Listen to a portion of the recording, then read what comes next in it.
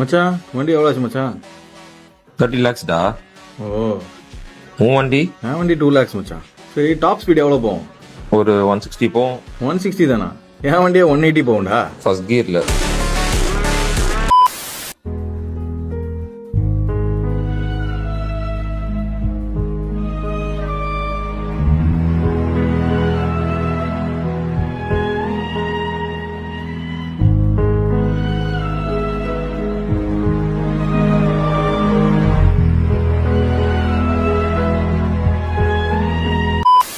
நான் கபடி விளையாடத்தான் உங்க ஊருக்கு வந்தேன்.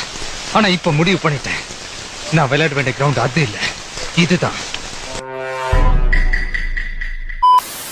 அவங்க காதலியே போய் அன்பா விசில ஊதி ஓட்டு போட ஓட வைங்க.